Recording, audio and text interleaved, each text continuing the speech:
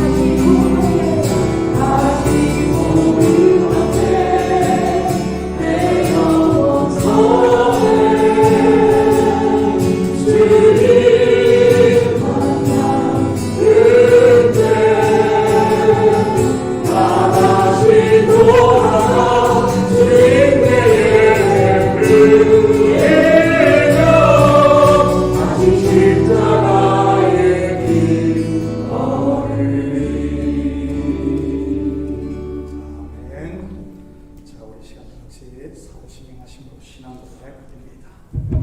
전능하사 천지를 만드신 하나님 아버지를 내가 믿사오니 그 아들을 우리 주 예수 그리스도를 믿사오니 이는 성령으로 인하사 동정녀 마리아에게 하시고 본디오 빌라도에게 고난을 받으사 십자가에 못 박혀 죽으시고 장사한 지 사흘 만에 죽은 자 가운데서 다시 살아나시며 하늘로서 전능하신 하나님 우편한 자 되시다. 저리로서 산 자와 죽은 자를 심판하러 오시니라. 성령을 믿사오니 거룩한 공예로 성도가 서로 교통하는 것과 죄를 사하여 주시는 것과 몸이 다시 사는 것과 영원히 사는 것을 믿사옵니다. 아멘. 다 같이 전해져 주시기 바랍니다. 자, 먼저 교회 소식 전해드리도록 합니다. 오늘 예배 오신 모든 분들을 예수님의 이름으로 환영합니다. 크리스마스 이브와 25일 성탄절 가족과 함께 보내시기 바랍니다. 교회에서는 따로 예배가 없습니다. 그리고 25일 새벽과 26일 새벽 예배는 쉬도록 하겠습니다. 신년대 부흥성회가 2026년 1월 2일부터 4일까지 있습니다. 우리 강산 토론토 필라델피아 장로교회 담임하시던 김경진 목사님이고요. 우리 위에서 기도해 주시고 우리 찬양팀 또 우리 찬양대 우리 첫날과 또 우리 주일 예배 세야 되니까 잘 준비해서 우리 찬양팀은 특별히 금요일 저녁, 토요일 저녁, 뭐 주일은 정상적으로 하면 되고요.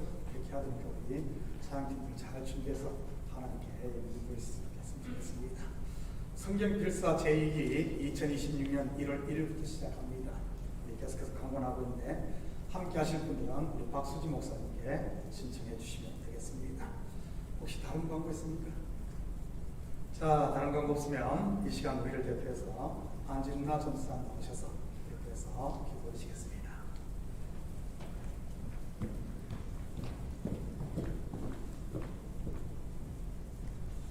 거룩하신 주님 감사드립니다. 이 아침에 주님 함께 나와 예배하게 하시니 기쁨이 되고 감사드립니다. 주님, 저희를 위해서 죽어가는 저희들을 위해서 저희 영혼들을 살리기 위해서 이 땅에 오신 예수님, 하나님의 한 분이 독생자이시고 왕자이신 우리 예수님께서 이 땅에 오셔서 육신의 몸을 입고 오셔서 어두운 곳에서 힘든 곳에서 주님 저의 생명을 살리기 위해서 전하셨던 주님을 기억합니다. 이 시간 그 주님이 나신 이 세상에 오신 그 날을 저희가 축하하기 위해서 예배할 때 그 자리에 저의 다른 생각들이 아니라 주님이 그 자리에 계실 줄 믿습니다. 오직 그 주님만을 저희가 찬양하며 예배하기 원합니다. 아버지 주님이 이 세상에 오신 뜻이 저에게 하나님의 사랑을 전하기 위하셨던 것처럼 우리가 이제는 서로 미워하고 다투고 시기하고 질투하는 것들을 버리고 온전히 하나님의 사랑으로 한 마음으로 주님의 말씀을 따르며 굳건한 믿음으로 살아가는 우리 성도들이 될 수 있도록 주님께서 인도해 주시옵소서. 같이 드려지는 예배에 위해 주님께서 함께해 주셨고 또 목사님께서 말씀 전하실 때 주님 성령님 함께 하셔서 전하시는 그 말씀 속에서 우리가 깨우침을 받게 하시고 주님의 마음, 주님의 사랑을 저희가 전해드릴 수 있도록 인도해 주시옵소서. 모든 예배 위에 온전히 주님께서 함께해 주신 줄 믿고 감사하며 예수님 이름으로 기도합니다. 아멘.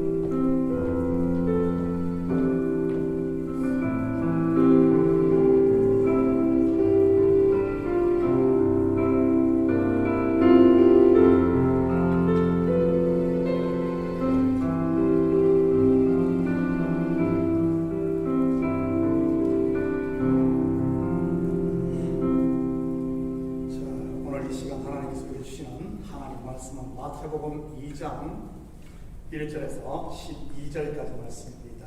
저와 여러분이 한 절씩 나눠서 교독합니다.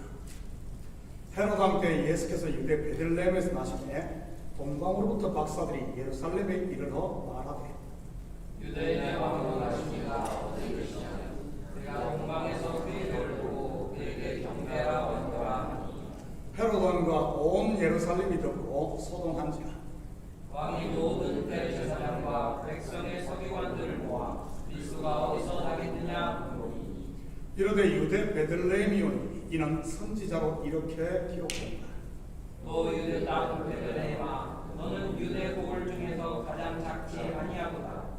내게서 한 다스리는 자가 나와서 내 백성 이스라엘의 목자가 되리라 하였음이니이다. 이에 헤롯이 가만히 박사들을 불러 별이 나타난 때를 자세히 보고 베들레헴으로 보내며 이르되 가서 아기에 대하여 자세히 알아보고 자거든 내게 구하여 나도 가서 그에게 경배하게 하라. 박사들이 왕의 말을 듣고 갈새 동방에서 보던 그 별이 문득 앞서 인도하여 가다가 아기 있는 곳 위에 머물러 있는지라. 그들이 별을 보고 매우 크게 기뻐하고 기뻐하더라. 집에 들어가 아기와 그의 어머니 마리아가 함께 있는 것을 보고 엎드려 아기께 경배하고 보배약을 열어 황금과 유향과 모략을 예물로 드리니라. 그들은 꿈에 헤로데기로 돌아가지 말라 지시하심을 받아 다른 길로 고국에 돌아가니라. 아멘. 들으신 예물에 같이 기도드립니다. 사랑의 아버지 하나님, 참으로 감사드립니다. 지난 한 주간도 저희들에게 일할 수 있는 특전 주시고 일할 수 있는 건강을 하셔서 열심히 땀 흘리며 그 수고의 열매를 거두게 하시니 참으로 감사드립니다. 이 시간 주님 앞에 나오며 우리의 마음을 담고 정성을 담은 예물을 올려드립니다. 11조로 드립니다. 감사의 물로 드립니다. 주일 예물, 성교 예물로 드립니다. 드린 손길이 하늘의 복과 땅의 복을 마음껏 누리게 하시고 특별히 아버지 하나님 저들의 가정 위에 그리스도의 사랑이 충만하게 우리 주님 도와주시옵소서. 우리 아버지 하나님 사업처마다 복되게 하시고 손으로 하는 일마다 잘 되어져 적게 시작했지만 나중은 심히 창대한 역사가 있게 하시고 우리 자녀들의 믿음이 잘 자라 하나님의 기쁨이 될 수 있도록 우리 주님 축복하여 주시옵소서. 이 예물이 쓰이는 곳마다 주의 영광 드러나게 하시고 영혼 구령사와 선교사역과 구제사의 온전히 있을 줄 믿사오며 이 모든 말씀 예수님의 이름으로 기도드립니다. 아멘. 좋은 아침입니다. 자, 우리 앞뒤 좌우 돌아보시며 서로 인사 한번 합니다. 사랑합니다. 축복합니다. 메리 크리스마스. 여러분 인사합니다. 예수님의 이름으로 여러분을 사랑하고 축복합니다. 오늘 2부 예배는 성탄 축하 연합 예배를 드립니다. 성탄 축하 연합 예배, 우리 크리스마스는 보통 성탄절 오전에 드리지 않고 우리는 주일에 드리는 겁니다. 그 이유는 그날은 가족과 함께 이렇게 보내라는 이런 배려에서 그렇게 하고 있습니다. 이 교회는 성탄절인데 예배도 안 드리네. 그러지 마시고요. 이민사회를 살다 보니 다들 얼마나 바쁘게 삽니까? 교회에 함께 모여 있는 것도 좋지만 이럴 때 가족과 함께 보송 보내는 것도 참 의미가 있는 것 같아 지금까지 그렇게 하고 있습니다. 저 며칠 전 목사님 한 분이 카톡으로 사진 한 장을 저에게 보내왔습니다. 유저지 어느 식당 벽에 붙은 메뉴 같았는데 울면 안 돼, 울면 안 돼, 냉면 됩니다. 이런 왜 울면은 안 되고 냉면은 되죠? 울면은 선물을 못 받기 때문입니다. 누구로부터요? 산타 할아버지로부터. 저도 어릴 때는 산타 할아버지로부터 선물을 꽤 받았습니다. 그런데 요즘은 선물을 더 안 주더라고요. 뭐 제가 울지도 않는 말이지요. 여러분, 성탄절 하면 가장 먼저 무엇이 떠오릅니까? 단연 선물일 것입니다. 선물을 받으면 울면 안 되고 냉면은 되니 냉면 한 번씩 드시기 바랍니다. 추워서 냉면 먹기 좀 힘들면 그냥 짬뽕이라도 한 번씩 사드시기. 오늘은 성탄주일을 맞아 본문을 중심으로 크게 두 가지에 대해 살펴보도록 하겠습니다. 첫째는 동방박사들을 예수님께 이끈 별의 실체에 대해, 그리고 두 번째는 동방박사들이 예수님께 드린 선물에 대해 말이지. 어떤 선물을 드렸습니까? 황금과 유향과 모략입니다. 먼저 동방 박사들을 아기 예수께 인도한 별입니다. 1절, 2절입니다. 헤롯 왕 때 예수께서 유대 베들레헴에서 나시며 동방으로부터 박사들이 예루살렘에 이르러 말하되 유대인의 왕으로 나시니가 어디 계시냐? 우리가 동방에서 그의 별을 보고 그에게 경배하러 왔노라 하니. 여러분은 이 별이 어떤 별이라고 생각하십니까? 한때 창조과학회라는 것이 있어 성경을 과학으로 해석하려는 이런 시도들이 많이 있었습니다. 여러분도 한두 번쯤은 들어서 알고 있을 것입니다. 대표적인 것 중에 하나가 미 서부에 있는 그랜드 캐년이 노아 홍수의 흔적 또는 증거라고 주장하는 것이라든지, 터키의 아라산에 노아의 방주의 흔적을 발견했다는 하는 것들 말이지. 물론 이러한 시도는 다윗의 뭡니까? 다윈의 이 진화론에 대한 반박하기 위해 나온 시도들입니다. 이러한 노력들 때로는 성경을 이해하는 데 도움이 되기도 합니다. 그렇지만 그런 이론을 성경을 믿듯 믿지는 마시기 바랍니다.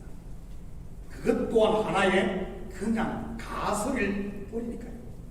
그래서 어떤 학자들은 동방 박사들이 따라온 별이 헨리해성이라고 하는 분들도 있고요. 75년에서 76년 주기로 이 지구를 방문하는 헨리해성 말이지. 그런데 여러분 그것 아십니까? 창조과학회를 이끄는 대부분의 학자들이 제칠 안식교 교인들이라는 사실 말이지. 여러분, 성경은 세상 과학으로 증명되는 책이 아닙니다. 그것은 마치 피조물인 인생이 창조주 하나님을 정의하려고 하는 것과 같은 것입니다. 우물 속 개구리가 세상을 어떻게 정의할 수 있겠습니까? 한마디로 하면 어불성설인 것이지. 저도 새벽 기도에 올 때마다 저를 교회로 인도한 별이 나타나곤 합니다. 우리 목사님 뻥치거든요. 아니에요, 정말입니다. 북쪽 밤하늘에 깜빡깜빡 움직이며 교회로 향하는 별 말이지. 실제를 알고 보니 무엇인 줄 아십니까? 라가디아 공항에 착륙하는 비행기였습니다.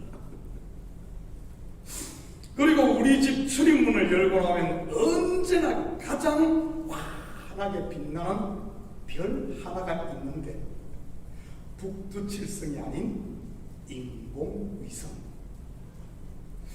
그래서 성경은 무엇으로 해석을 해야 하는 줄 아십니까? 땅의 것이나 내 상상력 그리고 꿈이나 환상이 아닌 성경을 가지고 풀어야 합니다. 그렇다면 성경에서 별은 무엇을 말하는지 볼까요? 창세기 1장 14절에서 17절입니다. 우리 한 절씩 나눠서 교독합니다. 하나님이 이르시되 하늘의 궁창에 광명천이 있어 낮과 밤을 나뉘게 하고 그것들로 청정과 계절과 달과 해를 이루게 하라.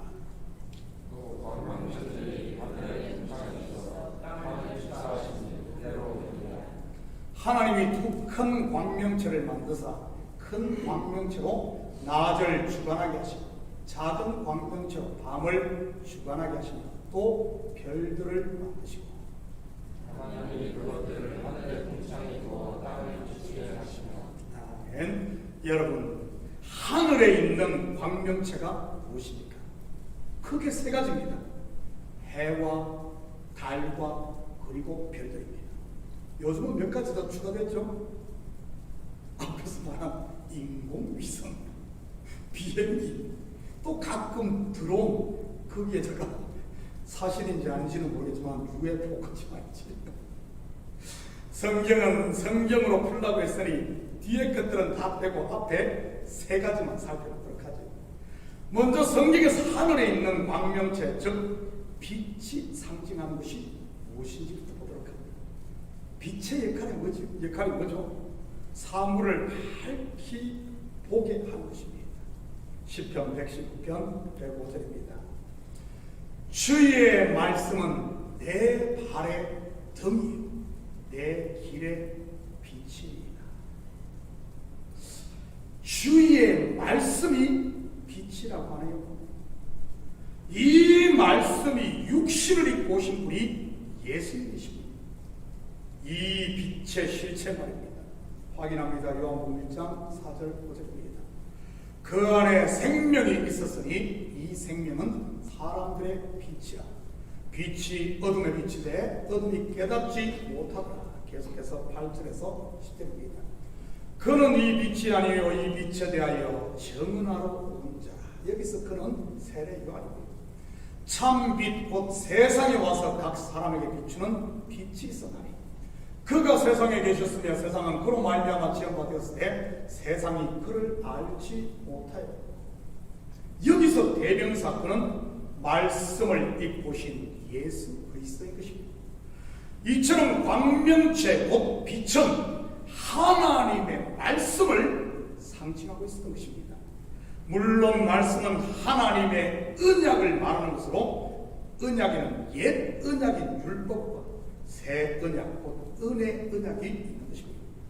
일반적으로 우리는 율법을 구약이라고 하고 은혜 언약을 신약이라고 부릅니다. 그렇다면 하늘에 떠 있는 두 광명체는 무엇을 상징하겠습니까? 다른 율법을 해는 은혜 언약인 예수 그리스도를 상징합니다. 실제로도 그렇지 않습니까? 다른 직접 빛을 내는 광명체가 아닌 해 곧 태양의 빛을 비추는 이 반사는 그림자 말이죠.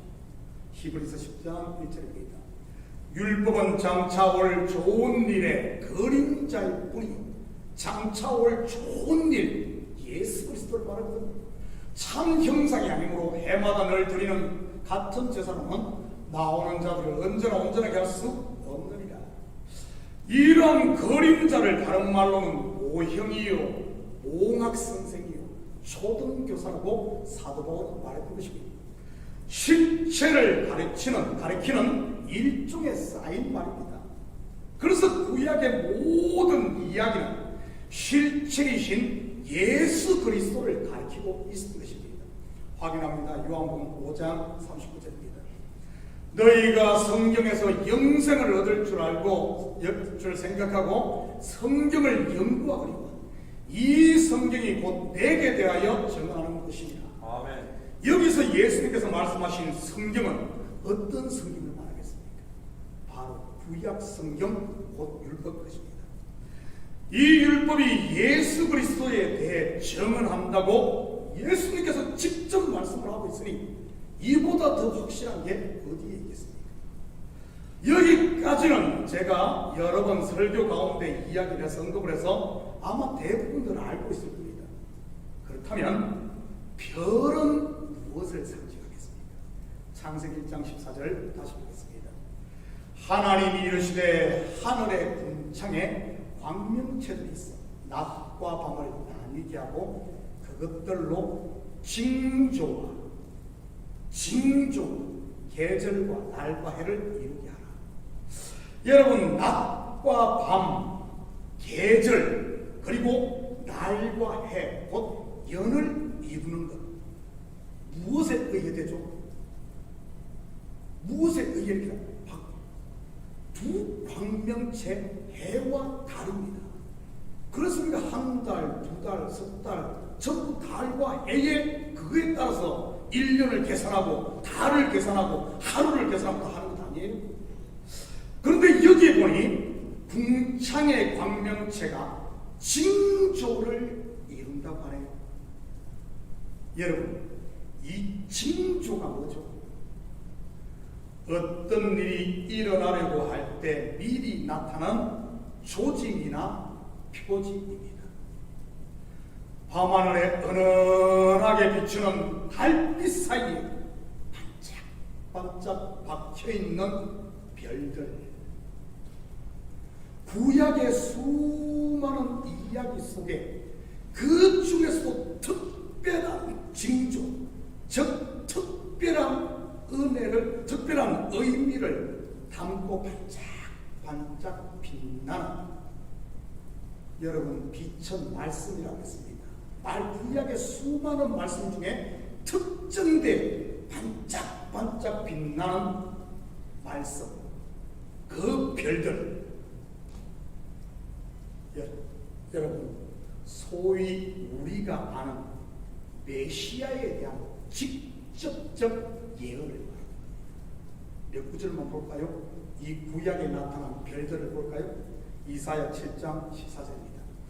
그러므로 주께서 친히 징조를 너희에게 주실 것이라. 보라, 처녀가 잉태하여 아들을 낳을 것이요 그 이름을 임마누엘이라 하리라. 아멘. 아멘. 이가서 5장 2절입니다. 베들레헴 에브라다야, 너는 유다 족속 중에 작을지라도 이스라엘을 다스릴 자가 내게로 나올 것이라. 그의 근본은 상고의 영혼에 있느니라. 아멘. 특정되잖아. 예수 그리스도에 대한 특정된 징조 한 군데도 봅니다. 이사야 9장 6절입니다. 이는 한 아이가 우리에게 낳고 한 아들을 우리에게 주신 바 되었는데 그의 어깨는 정사를 메어 그의 이름은 기묘자, 모사, 전능하신 하나님, 영존하시는 아버지라, 평강의 왕이라 할 것입니다. 아멘. 아멘. 구약에 보면 이런 메시아에 대한 예언들이 하늘의 별들처럼 흩뿌려져 있음을 보게 됩니다. 다음 무엇을 위한 것입니까?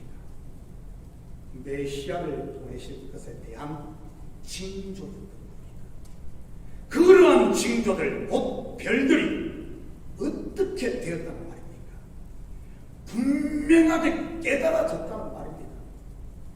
동방 박사들에게 분명하게 깨달아졌다는 말입니다. 마치 그 옛날 다니엘이 예레미야 선지자의 예언에 특정된 비밀을 깨달았듯이 말이죠. 그 비밀 무엇인지 볼까요? 다니엘서 9장 2절 3절입니다. 곧 그 통치 원년에 나 다니엘이 책을 통해 여호와께서 말씀으로 선지자 예레미야에게 알려주신 그 연수를 깨달았으니 곧 예루살렘의 황폐함이 70년 만에 그치리라 하신 것이라. 내가 금식하며 베옷을 입고 죄를 덮게 쓰고 주 하나님께 기도하며 간구하기를 결심하고. 여러분, 이때가 언제입니까? 이스라엘의 역사 가운데 가장 암울했던 바벨론 포로 70년이 끝나가는 시기입니다. 성전이 파괴되고 나라를 잃고 말이죠. 그때 다니엘이 예레미야 선지자의 그 많은 글들 중에 예레미야 선지자 전부 막 얼마나 슬픈 눈물의 선지자 아닙니까? 그 많은 것 중에 딱 2구절 이 별의 실체를 깨달았다는 말입니다. 그때 다니엘이 성경을 통해 이 비밀을 깨닫자 어떻게 됩니까? 어떻게 됩니까? 금식하며 베옷을 입고 기도합니다. 오늘 본문으로 말하면 별을 본 동방 박사들이 자리를 들고 일어나 별 따라 여행을 떠난 것이 말이죠. 아브라함으로 말한다면 본토 친척 아비집이 갈대아 우르를 떠나는 것이 하나님의 별과 같은 분명한 말씀을 깨닫자마자 듣자마자 자리를 들고 일어나 애굽에서 종살이 하던 이스라엘로 말하면 출애굽을 했듯이 말입니다. 저는 이번 성탄절을 맞아 우리 성도들에게도 동방 박사들이 보았던 별, 다니엘이 보았던 별들을 발견할 수 있기를 축복합니다. 나를 향한 하나님의 말씀, 하나님의 뜻, 바로 지금 우리 교회를 향한 하나님의 계획을 아는 것이지. 여러분, 별을 봤으면 멀뚱멀뚱 쳐다보고만 있으면 안 되고 자리를 박차고 일어나 별을 따라가야 할 것입니다. 그래야 별을 따든지 아니면은 뭐 별똥별이라도 줄 것 아닙니까? 여러분, 별똥별을 유식한 말로 뭐라고 그랬죠? 유성. 요즘 유성 주우면 대박 난다고 합니다. 별똥별만 주워도 대박이 나는데 별 따라가서 하나님의 말씀에 순종해서 따라가서 예수 만나면 어떻게 되겠습니까? 영원히 발자국처럼 다르겠어요. 우리 인생 자체가 바뀌어버리는 것이죠. 그리고 두 번째는 동방박사들이 아기 예수에 드린 예물입니다. 뭐였죠? 황금과 유향과 모략입니다. 황금, 여러분 예수님께 몇 돈 드렸을 것 같아요? 아니 그러면 돈으로 하자니 우리 생일이면 생일이니 뭐 반돈일까요? 예전에는 이 돌맞은 이 아이들 돌잔치 하면은 한 돈짜리 돌반지를 선물했는데 요즘은 금값이 비싸가지고 반돈짜리 한다더라고요. 저도 교회 개척하고 성도들 돌잔치 할 때 돌반지 여러 번 선물했습니다. 처음에는 한 돈짜리 하다가 나중에는 반 돈짜리로 바꾸고 너무 비쌌습니다. 그러다가 언제부터인지 돌반지 선물한 기억이 없어요. 하고 해가지고 여러분 아무것도 모르는 한 살 된 베이비에게 왜 장난감이 아닌 반지를 선물하죠? 그것도 금으로 된 반지를 말이지. 그게 다 이유가 있어요. 옛날에는 아기가 태어나면 한 살 전에 죽는 경우가 상당히 많았습니다. 동양이나 서양이나 예외 없이 말이죠. 그래서 첫 돌을 맞는 것은 가정에 큰 경사였으며 금반지를 선물하는 것은 변치 않는 금처럼 건강하게 장수하는 의미에서 금반지를 선물했던 겁니다. 그리고 또 하나의 이유는 비상자금을 마련해 주기 위한 것입니다. 마치 유대인들이 첫 돌 때 종잣돈을 모아 아이에게 적금 통장을 만들어 주듯이 말이지. 이처럼 선물에는 다 의미가 있는 것을 보게 됩니다. 그렇다면 동방박사들이 아기 예수께 드린 첫 번째 예물이 황금에는 어떤 의미가 있겠습니까? 변치 않는 금처럼 건강하게 장수하는 의미일까요? 그건 아니겠죠. 여기는 특별한 의미가 있습니다. 세 가지 예물 모두 다 말이지. 먼저 이 황금은 왕권을 상징합니다. 왕권. 예수님은 유대인의 왕이라 그런 의미이지. 두 번째 예물인 유향은 성전에서 사용하는 물품으로 예수님의 제사장직을 상징하는 것입니다.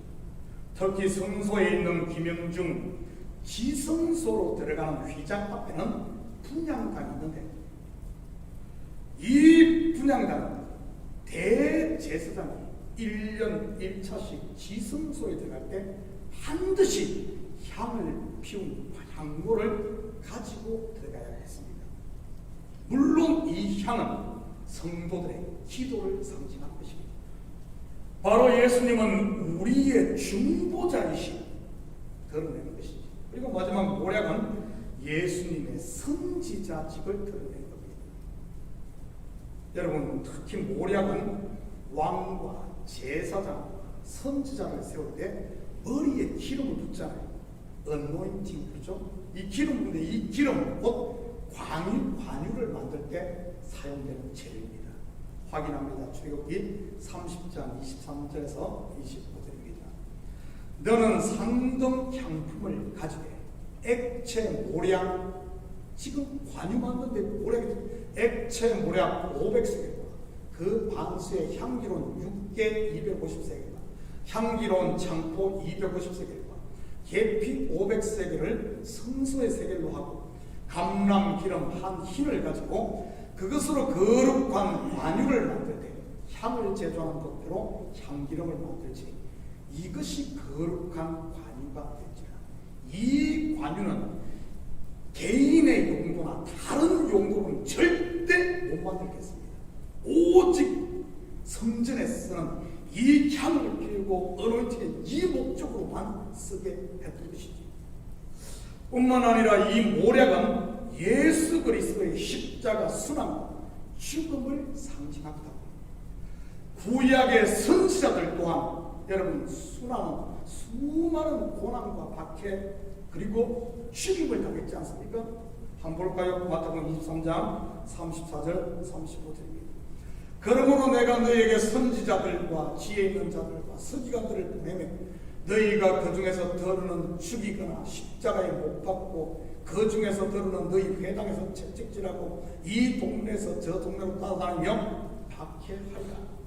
그러므로 이 나벨의 피로부터 성전과 제단 사이에서 너희가 죽인 바라가의 아들 사가랴 선지자입니다. 피까지 땅 위에서 흘린 의로운 피가 다 너희에게 돌아가리라. 계속해서 37절입니다.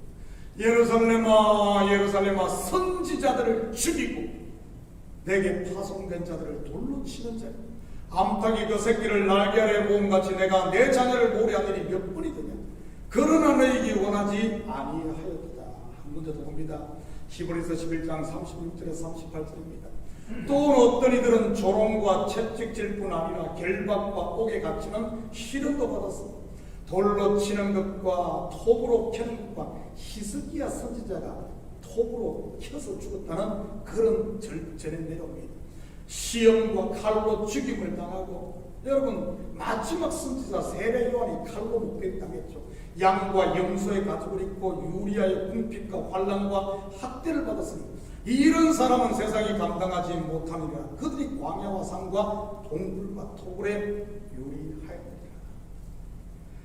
결국 선지자들이 받았던 이런 수난과 죽음, 예수님께서 받으신 것을 보여주는 것이죠. 이 모략이 말입니다. 이 예물을 아기 예수께 드린 사람들이 누구입니까? 동방박사, 동쪽에 살던 지혜로운 사람들. 물론 동쪽은 성경에서 죄인들이 사는 땅을 지칭하는 것입니다. 그렇다면 영적으로 이들이 누구를 상징하겠습니까? 죄인의 땅을 떠나 예수 그리스도께 나온 사람들. 누구죠? 바로 저와 여러분, 곧 성도인 것입니다. 그들이 아기 예수께 황금과 유향과 그리고 모략을 예물로 드렸다면, 오늘을 사는 우리도 예물을 주님 앞에 드려야 되지 않겠어요? 그렇다면 우리가 드려야 할 예물은 무엇이겠습니까? 바로 예수님은 나의 왕, 나를 위한 중보자 곧 제사장이요, 그리고 나의 죄를 위해 친히 죽으시고 부활하셔서 나의 길을 예비하는 선지자임에 대한 분명한 신앙 고백, 바로 우리의 마음 아니겠습니까? 물론 신앙 고백은 말로만 해서는 안 되고 삶의 열매로 나타나야 하는 것입니다. 지금 나에게 그런 열매가 나타나고 있습니까? 쉐마 이스라엘, 들으라 이스라엘, 말씀이 귀에 들립니까? 그 말씀을 아멘으로 화답하고 순종합니까? 하나님의 말씀이 나를 통치하고 나를 다스리고 있습니까? 그렇다면 예수님이 여러분의 왕임에 틀림없습니다. 물론 여러분, 그런 말씀에 순종하는 사람들은 그의 왕국 곧 하나님의 나라를 살고 있는 것입니다. 죄에 넘어질 때마다, 힘들고 지칠 때마다, 그리고 눈물과 한숨이 있을 때마다 여러분은 어떻게 하고 계십니까? 혹시 넋두리만 늘어놓으며 남 탓만 하고 있지 않나요? 그런 분이 계시다면 기억하시기 바랍니다. 여러분은 혼자가 아니라 사실 말이지. 우리에게 누가 있습니까? 바로 중보자이신 예수 그리스도가 있는 거예요. 그분 앞에 고백하고 무거운 짐들을 내려놓기만 하고 죄사함과 함께 힘이 찾아오고, 그리고 그분께서 친히 우리의 눈물을 닦아주시는 위로자임을 믿으시기 바랍니다. 그리고 성도는 주님 가신 그 길을 반드시 따라가야 하는 것입니다.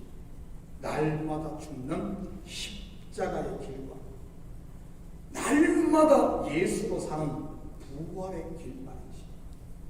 사랑하는 성도 여러분, 이 한 주도 말씀의 별이 마음에 떠오를 때마다 자리를 들고 일어나 별을 따라 왕이요 제사장이요 우리를 위해 친히 죽으시고 부활하셔서 우리의 길을 인도하시는 선지자인 예수님을 만나 분명한 예물, 신앙 고백의 예물을 드림으로 하늘에는 평화에 땅에서는 기뻐하심을 입은 모든 사람들과 함께 기쁨으로 이 성탄절을 보내시기를 예수님의 이름으로 축복합니다. 같이 기도합니다. 사랑의 아버지 하나님, 참으로 감사를 드립니다. 아버지 하나님, 구약의 수많은 말씀을 통해 특별히 하늘의 별처럼 많은 반짝반짝 빛나는 메시아의 예언을 우리에게 주셨지만 많은 사람들은 그것을 깨닫지 못하고 생명의 빛 대신 우리 주께서 이 땅에 오셨음에도 어둠이 알지 못했습니다. 그렇지만 아버지 하나님, 죄인의 땅에 살던 동방박사들, 바로 여기 있는 우리 성도들은 그 말씀을 깨닫고 복음에 귀 기울여 아버지 하나님 주님 앞에 나왔사오니 이제 아버지 하나님 주님 앞에 엎드려 동방박사들이 드렸던 이런 예물, 분명한 신앙 고백과 우리의 삶을 주님 앞에 드립니다. 이제는 주와 함께 하늘의 평강과 땅의 경증을 마음껏 누리는 하나님 백성으로 살게 도와주시옵소서. 특별히 아버지 하나님, 올 크리스마스에는 아버지 하나님 그 동방박사들에게 있었던 기쁨이 우리 속에도 충만하게 하시고 또 우리가 아버지 그 기쁨을 가정과 우리 삶의 영역에 흘려보내는 이런 이 시대 아버지 하나님 주의 제자로 사는 저희들에게 도와주시옵소서. 감사드리며 예수님의 이름으로 기도드립니다. 아멘. 자, 우리 다 같이 자리에서 찬송 116장 찬송 주시기에 축도 예배를 마칩니다.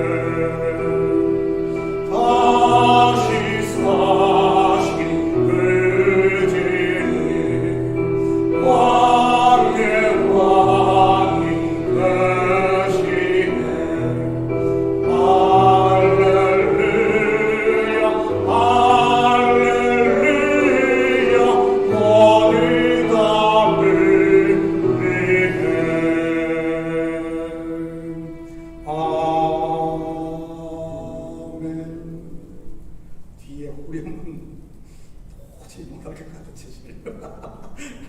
그래서 우리 축도하고 예배를 마칩니다. 이제는 우리 주 예수 그리스도의 은혜와 하나님 아버지의 대하신 사랑하심과 성령님의 감화 감동 충만 역사 위로하심 우리에게 하나님께서 말씀하실 때 이제는 그 말씀 듣고 온전히 순종하여